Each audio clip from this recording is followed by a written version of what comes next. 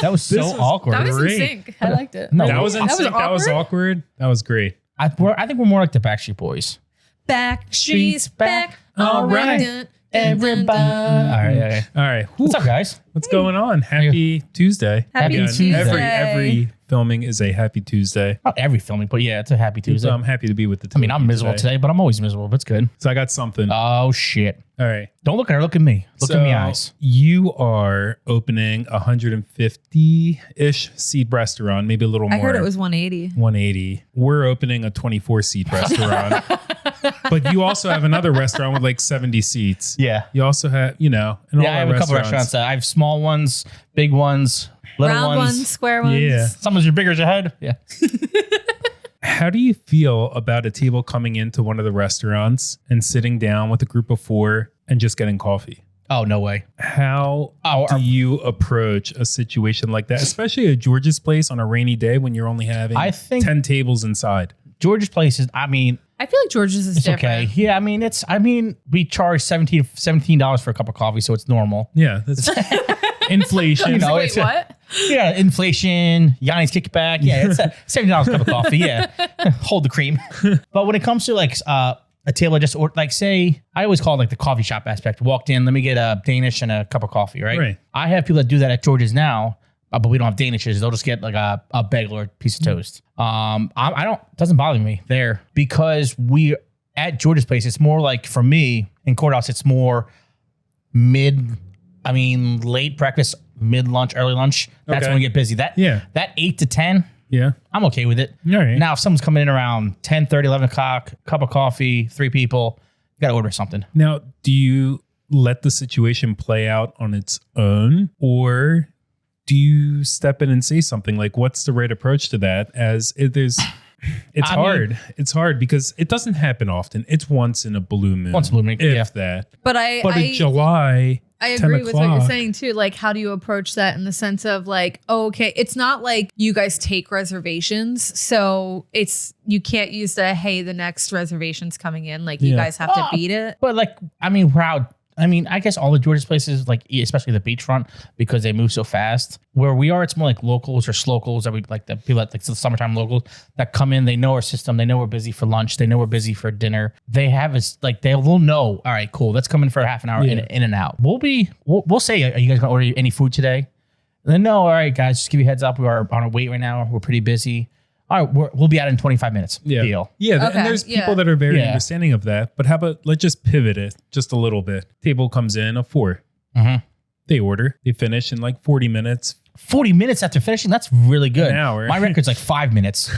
That's pretty good. I'm not going to lie. That's good. No, I'll get you a blue ribbon for next week. Thanks, sir. But Gold then stars. they order coffee and they want to hang out and chat for another hour and a half. Well, Then it gets tough. It gets tough. So we have a system that we do. Like, say we're really busy and we have a lot of champagne, a lot of brunch. Yeah. They bring in, and they're all done eating. We dropped a check and they paid, and they open up the second bottle of champagne, and we're like, beep. Are you shitting me right now? Yeah. Because, we abide by like OpenTable, and that has a timing in there for it. So it automatically assumes the table sits for, I don't know, say an hour and a half. And they're there for 2.5. And then they're there for 2.5, which is a domino effect for the rest of the shit. Does everything. Everything. So one thing that I began to practice when I was working at Scola, actually. Safe sex? Yes, always. Wrap it up. But I did it at Scola, and even sometimes when I took reservations over the phone for vintage, I would let people know, like, okay, great, your reservation's locked in. You have a table time of an hour and a half, 2 hours, really? 3 hours. Interesting. I didn't know that. Scola, because we had smaller seating or a smaller amount of seats, Huh.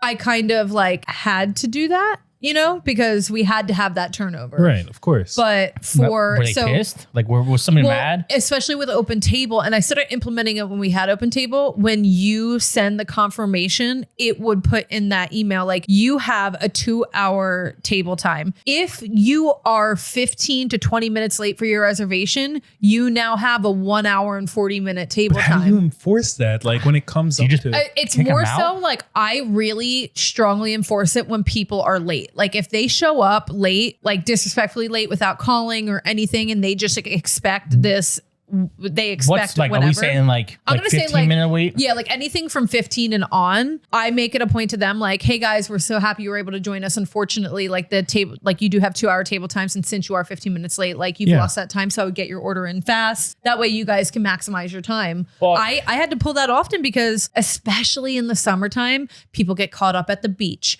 People get caught up here. They can't find your location and they're doing circles and circles, parking, things like that. But when it's just a blatant coming in because they called and they wanted a 7, but you only had a 6:30. and so they show up late. pretty much borderline at 7 o'clock because they wanted the time that they wanted. I'm like, okay, that's great. You just dock that time off your reservation. So when it comes down to like they finish their entrees and they have to be up in like 2 minutes, what do you say to them? We've had to people know, like, again, when they come in, I let them know, hey guys, just to let you know, because you are late, it did cut into your table time, and we do have a reservation for this table coming in at 7. So like, unfortunately, we can't push your table time back any further. Like that is a very nice way to put it. Yeah. I mean, we have something like that at courthouse when, like, say we're reservations for dinner and we have an open slot, but like there's only 45 minutes till the next table comes in. If tables 2 top comes in, guys, I can take you. But guess what? You have 45 minutes. Yes. You got 45 minutes. Especially with walk-ins. And they're like, we're way more deal, strict on it. Done. Yeah, I'm like you thank you for fitting us in. I'm talking about the people who, again, have no regard. Like we couldn't give them the time they wanted. So they just keep pushing back. And it's never really like a 2-top. It's always bigger groups. And then that is even worse because it's like, okay, great. We've had these 3 tables pushed together for you guys for so long. Then you must see on all this. We have 3 more reservations coming in for these 3 tables, and you guys wanted, that certain time, didn't get it. So I've learned ways again to kind of let people know, hey, just to let you know, you do have a 2-hour table time this evening. If you are 15 minutes late.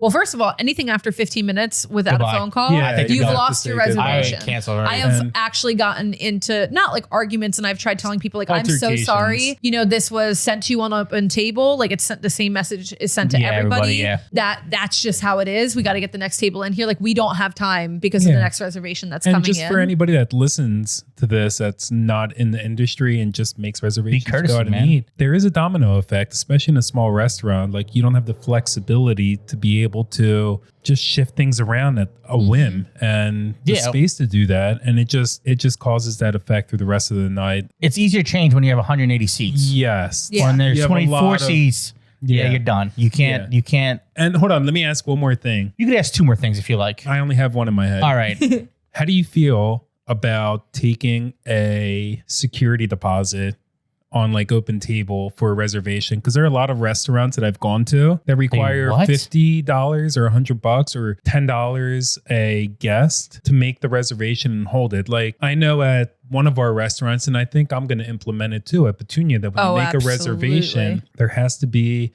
a $20 or $30 like fee just to hold the table. I've never. What is this?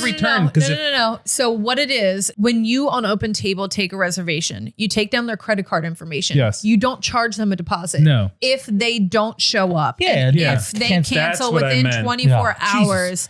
Then you charge their card per person. I'm not done thinking And I absolutely think that that's worth it because it's like, especially in the summer, in a shore town, when we're banking on our summer income, and there are people in this town who make outstanding reservations throughout the summer. And we've had this one client who 8 reservations that she made at Vintage, she showed up to 1. Blacklister. You And blacklisted yes, her. we blacklisted her. Yeah, We're we like, have- no, we have- we can't. Have we you have ever can't caught do that. somebody on a blacklist dining at the restaurant? Oh, well, Nico and Mama over at Vintage, all the time, second chances, third chances, fourth chances. Mama. Finally, there was this one table that I think was like officially blacklisted. They were yelling at me like from across the restaurant and saying, you know, our chef Did they should know snap at better. you? And oh yeah, he slammed the table. That's what it was. It's like in the middle of the restaurant, slammed the table. No shit. Granted, I made a lot of tips that night because all of my other Mhm. seated guests felt bad for me because they were like, you don't Get that deserve money, to be treated money, like money. that. Yeah. So I definitely got taken care of that night because I, in the history of Vintage, got the lowest tip of 53 cents. Wow. He left me a 53 cent tip. Nice. I would have given back to him and said, thank you. You need it more than me. I've run after a table one time because I've they gave twice. me a tip that was just a slap in the face, and it was higher slapped you than in the face? 53 cents. It was probably like $1.30. Yeah, but like, don't disrespect me. Just don't leave me anything. I gave Yeah. it back to him, and I'm like,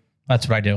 as they were out the door, and I said, guys, I love you guys, but you clearly need this more than I Yeah. do. I'd give I back I to didn't him. want Yeah. them to come back again. And I wasn't serving at somebody's restaurant. It was at one of our restaurants, and they were a very rude and obnoxious table, and we accommodated them. So and nice. then after everything's said and done, for them to icing on the cake do that, it was one of those tables that I prefer not to revisit the restaurant because It's just not worth it. It's not worth it. And it puts It's a hassle. It's a hassle and puts a bad taste Yeah. in whoever is the next person's server or their server the next Yeah. time Yeah. they come in. And So- I think, I mean, I've definitely given someone a tip back. I think it was even when I was working at Scola, they had left me like $5 or less Mhm. when everything throughout the night like seemed to be going well. Like they were definitely a little bit more needy than like the average person. And they were locals too. So that was hard because when it comes to locals, like I feel like I really try to accommodate more because they keep us in Big business throughout the business, yeah. summer or throughout the winter.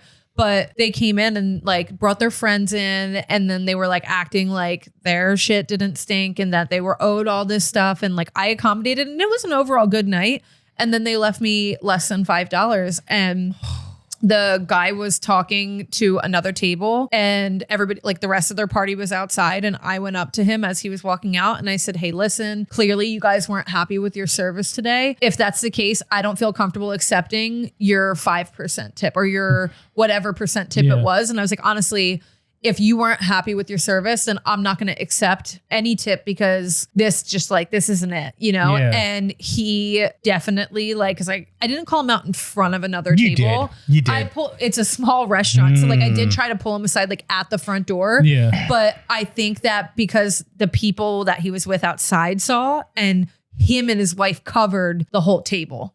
God. So I had stopped him, and I think What that they did they saw do me pass after it you back. said He ended that? up giving me a 20. So I ended up $20 making that was it? Well, I ended up making like $25, which I think still was like Terrible. really bad for what their 1%. bill was. But it was It's- one of those things to where I made it a point, like, listen, if you're not happy with your service, then don't tip me at all. But this is more of a slap in the face. I feel than like anything. I think this is what I practice at least. And if I go out and I have a horrible service or horrible dinner, I still tip. I still I tip. just don't go back. Yeah. And that's what I want to say. If Yeah. people out there, they come and they don't enjoy the restaurant for whatever reason, just don't come back. Just don't Also, come like, back. I'm a Especially if it's not the service. Because there's a lot of people that'll complain about the So food. service and this is and that, first, and the right? Services. Service first. Was it food and atmosphere? Heck no. No. Food first. guy. Just to sum this all up though, just be respectful. Don't be late. Yeah. Don't be late. For anybody that is not in the business, there is an effect and it just goes down the line for the rest of the night. And if you don't like the place, just don't come back. Just don't come back. And don't ask them to turn down the music. Don't ask them. Don't ask them to turn down the music. No, that was solid though. right. And good luck at your new place. Yes. Good 180 luck, seats. George. I'll be in on the opening night criticizing know, Pete. you. I'll leave you a TripAdvisor review. Perfect. We Yelp don't it. even deal with them anymore. -10. I am Pete. Noelle. I am George. Peace and grease.